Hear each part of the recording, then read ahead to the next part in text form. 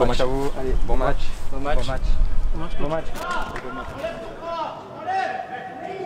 Pas le droit.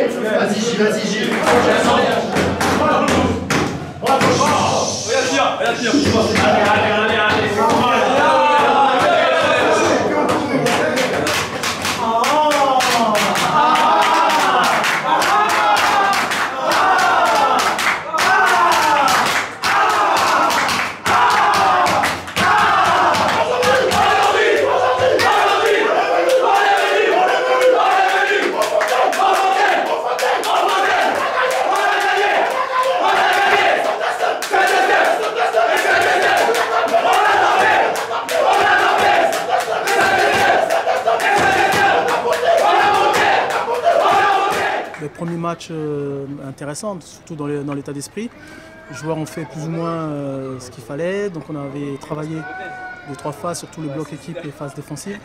Donc les joueurs, en tout cas dans l'état d'esprit, ils ont répondu présent pour une première avec pas mal de joueurs qui nous manquaient.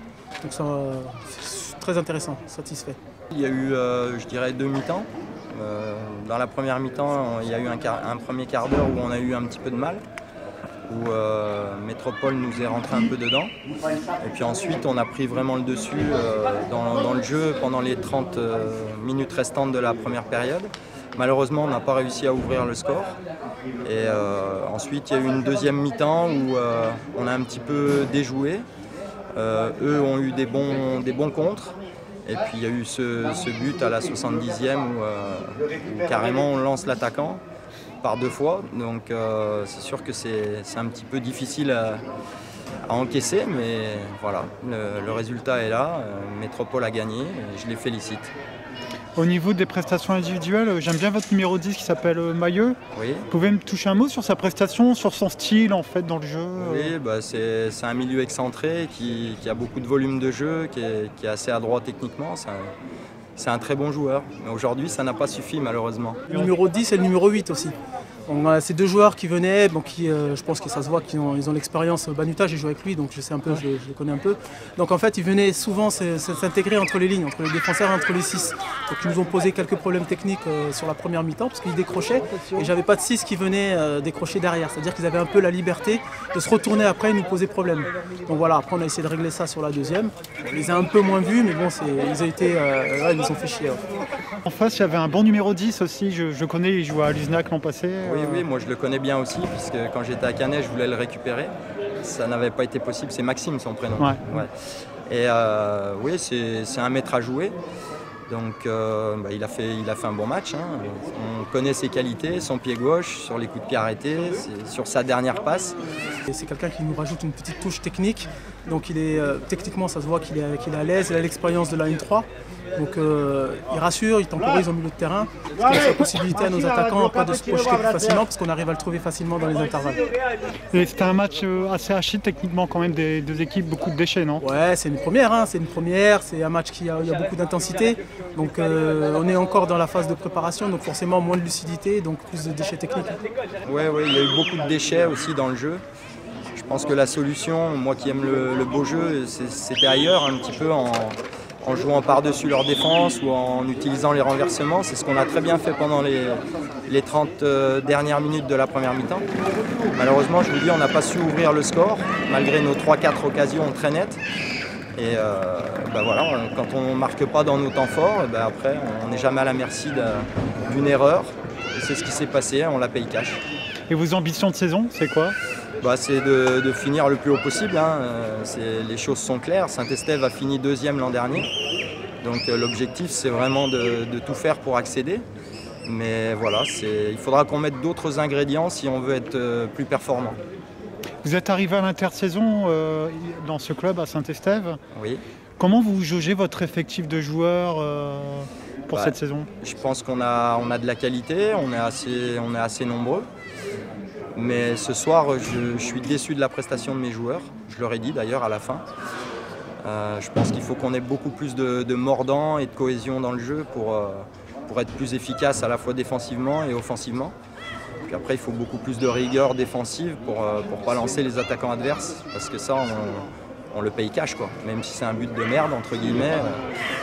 À l'arrivée, il y a but. Oui, il y a eu des changements d'entraîneur. Notre effectif il est resté plus ou moins stable. On n'a pas eu trop de départs. Après, on a essayé de recruter dans les secteurs qui nous paraissaient les plus indispensables, en tout cas, pour avoir une équipe un peu plus compétitive sur le long de la saison, quoi. Donc on a un effectif qui me paraît, en tout cas, même avec des jeunes qui poussent derrière, qui me paraît intéressant. Ouais. Mais c'est quoi vos ambitions de saison? Non, les ambitions de saison, c'est prendre les matchs un après les autres. Et ensuite, on fera un petit point en décembre. On n'a pas d'objectif, en tout cas, on ne veut pas se prendre la tête avec tout ça. Nous, on veut prendre les matchs les uns après les autres et après, adviendra ce qu'il adviendra.